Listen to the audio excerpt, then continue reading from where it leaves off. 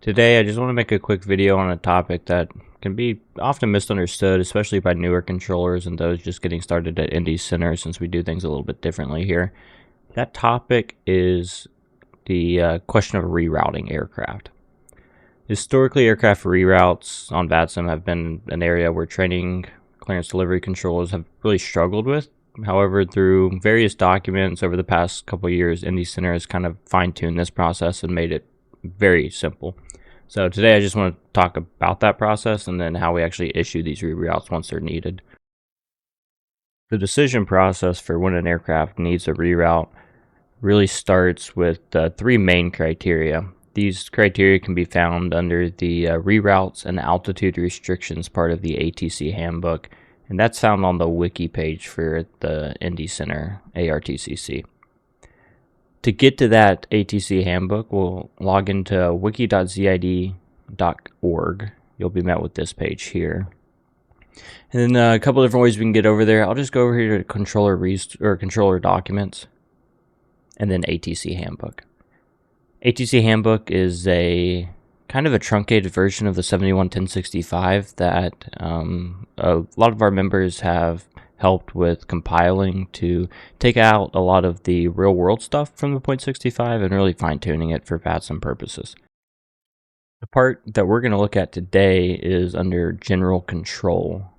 So if we click on the quick matrix here under general control, and then on the left we can go actually click on reroutes and altitude restrictions on the ground. I'm going to punch in just a little bit because it can be kind of hard to see. There we go. So this section really short, reroutes and altitude restrictions on the ground. And here we're just talking about what we're expecting out of clearance delivery and or flight data for aircraft on the ground that may need a reroute. So here aircraft shall have their final altitude modified via clearance delivery or flight data controller only for the following reasons: as specified by facility SOP or as specified by event staff for event purposes. What that means is, here at Indy Center, we're not doing any direction of flight altitude changes. We're going to leave that to the center controllers. That's really the gist of the altitude part. But the main meat and potatoes here of the route portion is this next section. So aircraft shall have their route modified by clearance delivery or flight data for the following reasons: if a preferred route exists in the Indy Center Tools routing database, or as specified by facility SOPs, and this is generally used to ensure that an aircraft departs the TRACON through a valid departure gate, or as specified by event staff for event purposes. Those three criteria right there are the only reason we want a clearance delivery controller amending the route of an aircraft. So, to take a finer look at this, we'll start for that first one. And that first one is if a preferred route exists in the Indy Center's Tools routing database. Luckily for us, it's a quick link right here, so we can click on it. I'll just open up in a new tab so I don't lose my spot. And then we're met with this. Again, I'll punch in just to make it a little bit easier for us to see. This is the Indy Center routing tool, and it contains a compilation of a lot of routes between a lot of different airports here at ZID. And if we're working clearance delivery at, let's just say, Louisville, we don't necessarily want to see all of these airports. We might just only want to see the Louisville routes. So to do that, we can actually filter up here with this all departures list, and then we'll go down to Louisville and select Louisville. As you can see, I'll zoom out just so we can see everything. We're only talking about 8 routes here. So there's 8 instances for an aircraft leaving Louisville that, at least for this portion of the criteria, that we're actually going to amend the route for an aircraft. Like I said earlier, this is just one of those 3 criteria that we looked at. So just because an aircraft is filed to an airport that's not one of these 8 doesn't necessarily mean that there's not a route that would need to be applied to them. However, when we're looking at the preferred routes, only these 8 routes are what we're looking at. So, for example, an aircraft that's filed from Louisville to Newark would have to be assigned this route. Luckily for us, we can just hit the copy.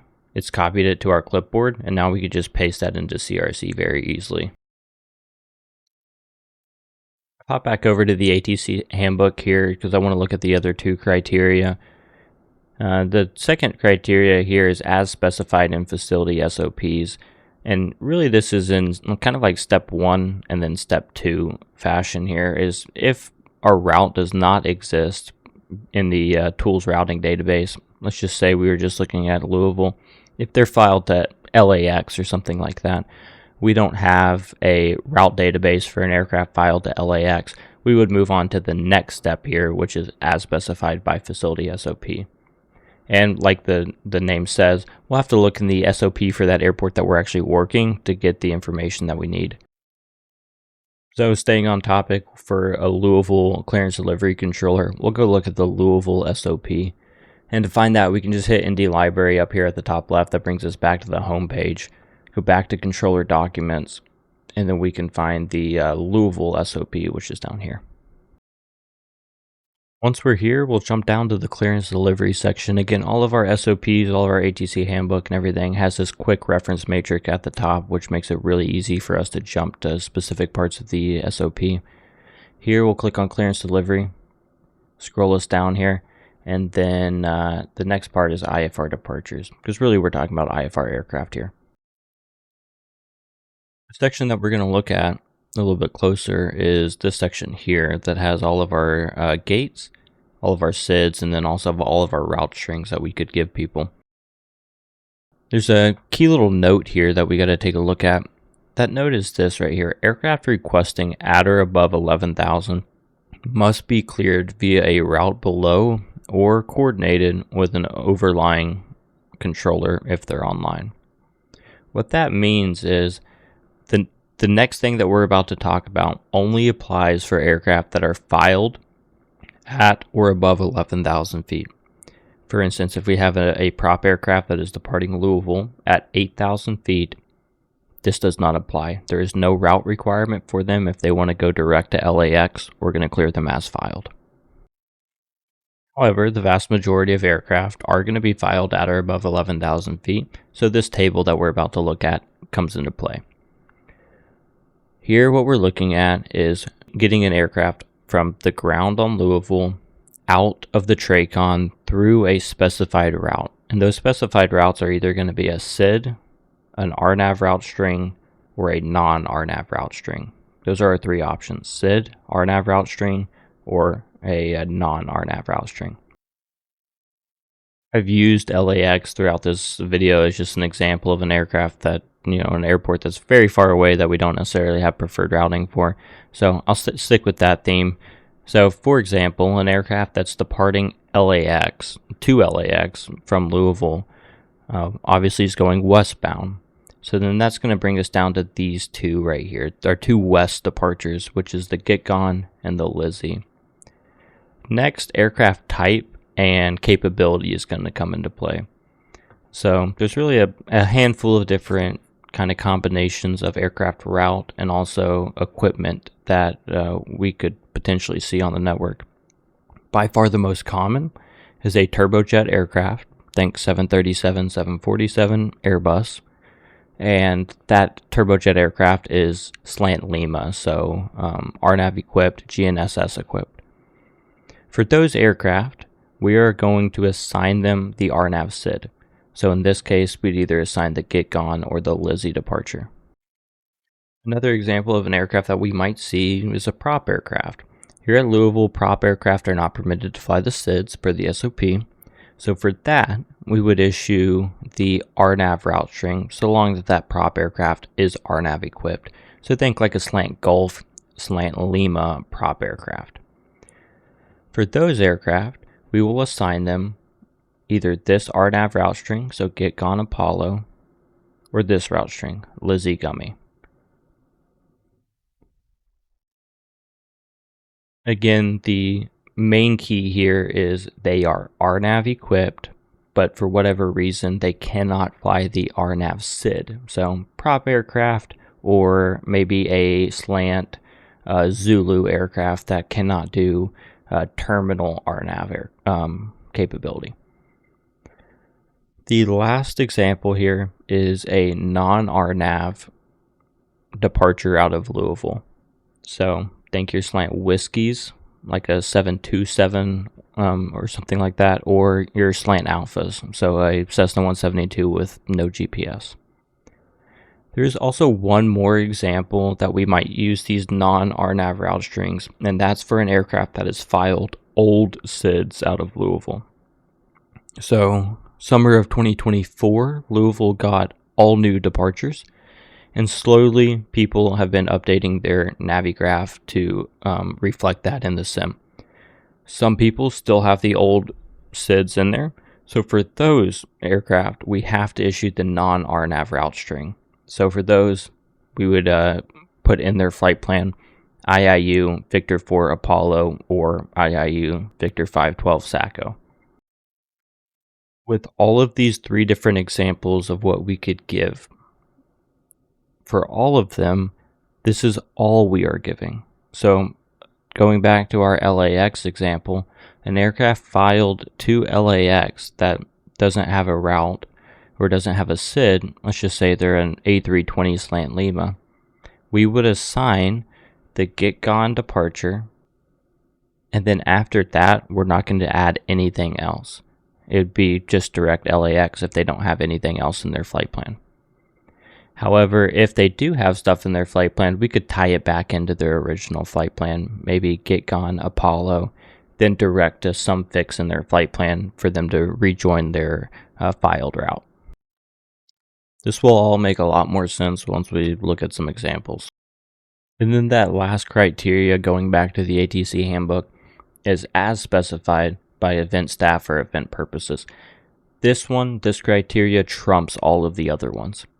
So no matter what our routing database says, no matter what our SOP says, if a event has preferred routing, that routing has to be applied.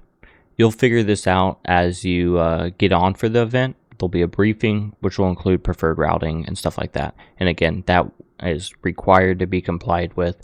And that, again, trumps all of the other criteria. Let's actually put this in practice now. So here we've loaded up Sweatbox at Louisville. Got a bunch of different aircraft on the ground. The aircraft in question that we're going to look at first is American 2700.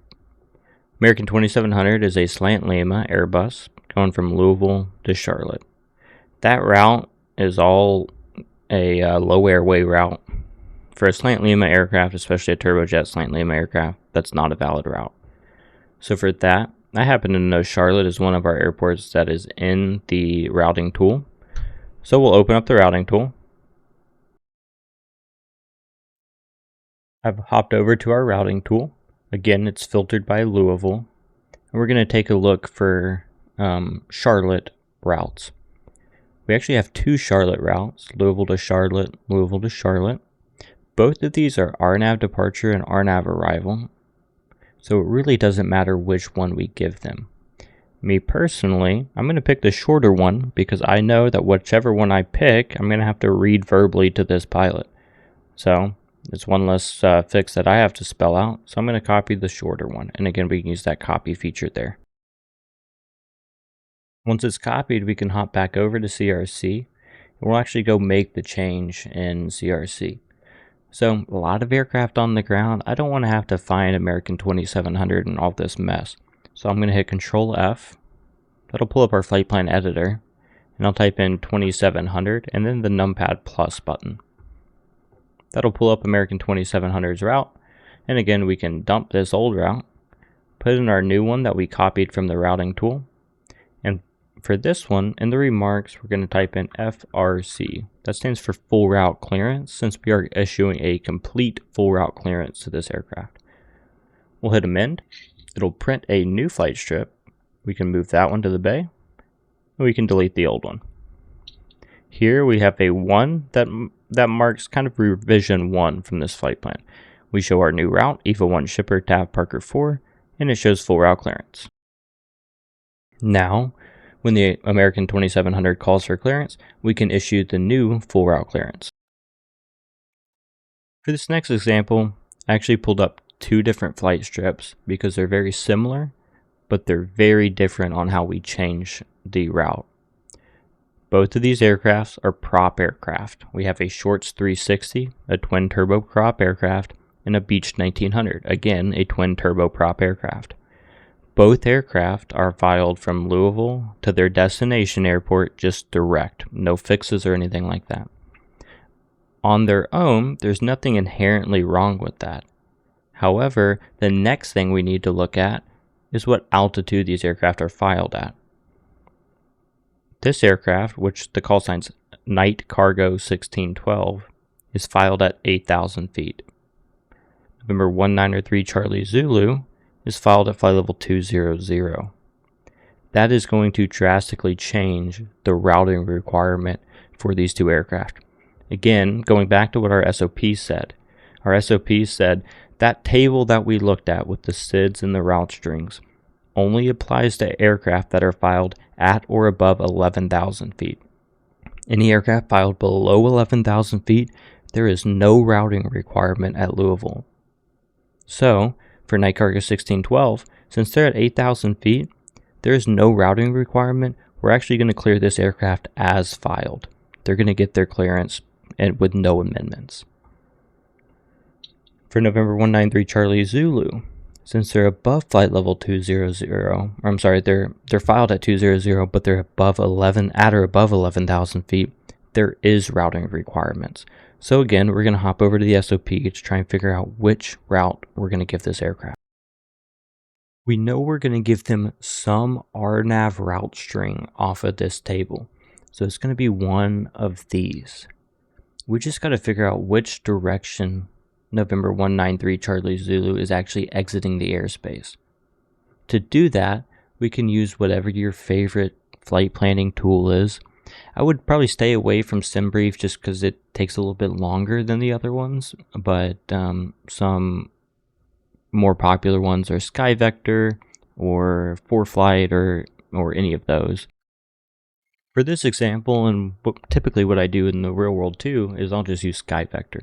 So I've loaded up SkyVector, I've zoomed into Louisville here, we're looking at the class Charlie. And then here we can actually type in the flight plan, which you can open up in the top left, we'll type in Louisville, KSDF, and we'll type in November 193 Charlie Zulu's destination, which was Moline, KMLI. Here, it draws the line between the two, and we can see that this aircraft is going to depart the airspace out to the northwest. So, we'll either look for the west gate, or we'll look for the north gate. Kind of one of the tips and tricks that we can use to maybe figure out which one is best, north or south, or west or north gate, we can change from the VFR sectional map up in the top right, and we can change that to the world low map. This will open up the IFR low en route chart. Here our direct to Moline line is still overlaid by the chart, but now we can see the airways. And if you remember from our SOP, those non-RNAV route strings are all based on Victor Airways. Even though we're not going to be using the Victor Airways here, we can still see which one best goes in that direction. So, just looking at our magenta line versus any of the airways in the area, we can see that the magenta line pretty much parallels Victor 171 out to the northwest. So, Victor 171 has the fix Honos, Frizen, Maze. So, let's go look at our SOP and see if we can find Honos, Frizen, or Maze. And if that's the case, we'll just use that route string. Back at our SOP, again, we're looking for Honos, Frizen, one of those. Here's Honos, Victor 171, Honos. So, for that, we'll use Handon and Red House. And if we just want to verify, we can copy Handon and Red House. Go back over to SkyVector. If we push that into the route, we should be pretty close to on course here with that. And yeah, we are. These 2 points right here add very little to the aircraft's flight plan, but more importantly, they put the aircraft out of the Louisville airspace through the departure corridor. I've hopped back over to CRC. Again, Handon and Red House is still copied. We'll change November 193 Charlie Zulu's flight plan to add those two fixes, Handon, Red House. Again, we're going to type in full route clearance here to denote that we made a change to their flight plan, and we'll hit amend. Same thing, pull the new flight plan into the bay, delete the old one, and now when November 193 Charlie Zulu calls for clearance, we can issue the new route. In this next example, we're going to look at FedEx 407. Just looking at the flight plan, it actually looks like a pretty good route. We got a SID, we have an arrival, they're a turbojet, slant Lima aircraft. However, the SID that they are filed on is one of those old SIDs that I was talking about earlier. Again, last year in 2024, Louisville got all new SIDs, and this cargo departure is no longer a valid departure. For this, we're going to have to reroute the aircraft onto a non-RNAV route string, and then we'll probably resume their published route at Ramrod. We can use the same techniques that we just used to figure out the non-RNAV route string that we're going to place this aircraft on. We're going to go back to SkyVector, look at that IFR low end route chart, and figure out which route closely aligns with their published route. We're back in SkyVector. Again, I put the flight plan Louisville to Memphis in the flight plan portion of SkyVector. And if we wanted to, we could actually put in the arrival into Memphis. So that starts at Ramrod, and then it goes to Blues. Here we can see it's actually changed our route a little bit. Instead of drawing the straight line from Memphis, now we go south, down to Bowling Green, and then we go towards Memphis. So for us, what we're going to look for is the route that goes south out of Louisville, so we can tie it back into Ramrod. Going back to our SOP, we'll go down to southwest here, New Hope, Kettle for the non-RNAVs. We'll copy that. Again, we'll double check that our work is putting it into SkyVector, New Hope, Kettle, and then Ramrod. And yeah, that goes out to the south, goes to Kettle, goes to Bowling Green, or down to Ramrod, and that looks like a good route. So we'll copy this, New Hope and Kettle, which is already in my Scratchpad, and then we'll go back into CRC and actually add that into the route. We pulled up FedEx 407's flight plan. We'll amend cargo for departure and cargo. We'll change that to New Hope, Kettle, Ramrod, Blues. This right here we've kept the Ramrod and Blues section. So when we amend their flight plan, we're going to type in full route clearance, FRC, but then we have to denote that we're actually keeping some of the old flight plan. And to do that, we're going to do a slash, and then we're going to type in the fix at which they resume their filed flight plan. So in this case, it's Ramrod. So we'll type in FRC /Ramrod, and we'll amend. This denotes to us and everybody else that everything up to Ramrod is a completely new route. And now, when FedEx 407 calls, we can issue this new routing. Kind of an important side note here. When we are giving this clearance to FedEx 407, we have to read every single fix, including the one to the right of this slash, and then after that we can say then as filed.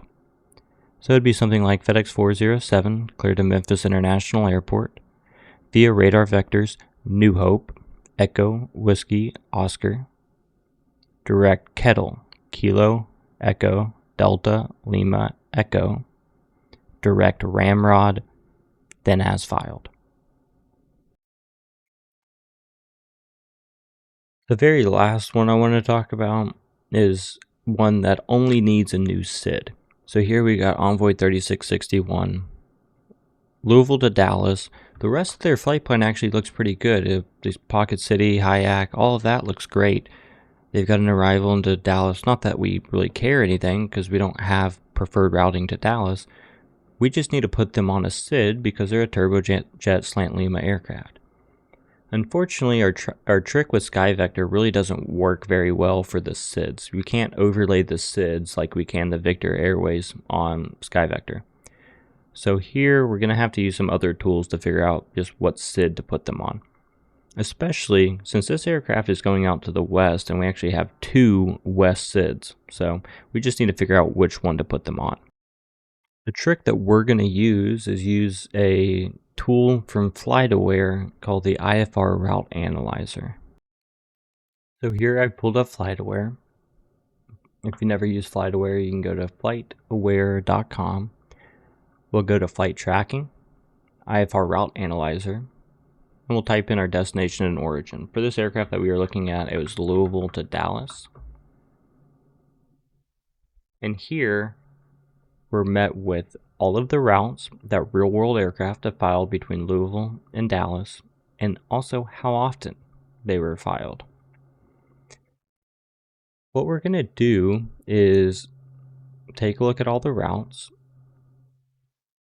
Traditionally, we're going to look at the most frequently filed route, which in this case is Heidi 1 Ramrod. However, what we can do to make our lives just a little bit easier is we'll look at what the aircraft filed and see if we can match up any fixes with what we see in the IFR Route Analyzer on FlightAware. So again, this aircraft is filed over Pocket City, PXV. So let's look on FlightAware and see if there's any SIDs that eventually end up over Pocket City. So if we just scroll down through the list, we can see this one has Pocket City, this one has Pocket City, that one has Pocket City. So we know we're going to use the Get Gone 1 departure because it best ties into what they filed. So we're going to copy Get Gone 1 Turge. And it's really important we only take the SID here. We don't care about any of the rest of this. All we care about is complying with what the SOP says. And the SOP says we have to route them through a RNAV SID if they're capable. So we'll copy Get Gone 1 Turge and we'll put that into CRC. We're just going to paste Get Gone 1 Turge right over Pocket City. So now it says Get Gone 1 Turge, Pocket City. Again, all of that is what they had filed. So we'll type in FRC/PXV for Pocket City and amend. And now their flight plan is correct. All right, so in conclusion, if we're working an event, we're going to assign the event routing. However, 99% of the time we're not working in events. We're just going to look at our routing tool on the Indy Center website. If it's one of those routes that is required, we're going to assign that route. If it's not in the routing tool, we're going to assign what the SOP says. So in the SOP, we have 3 options. We have the RNAV SID, the RNAV route string, and then the non-RNAV route string. Based on the aircraft capabilities and the aircraft type, we're going to assign what best fits that aircraft. Turbojet Slant Lima aircraft are going to get the RNAV SID. RNAV aircraft that cannot fly the SID are going to get the RNAV route string. And then RNAV or non-RNAV aircraft are going to get the non-RNAV route string. We'll make any amendments to the flight plan, and we'll denote those in the remarks section. I hope this video does a decent job clarifying kind of a difficult topic here. It may seem complex, but as you do it more and more, and if you just follow these steps, it's actually a lot more manageable. The tools that we provide here at Indy Center with the ATC Handbook and the SOP, they really significantly reduce the workload for clearance delivery controllers. If you have any questions about this video or just while you're controlling, please reach out to any of the training staff here at ZID, and that includes myself. And we look forward to seeing you on the scopes.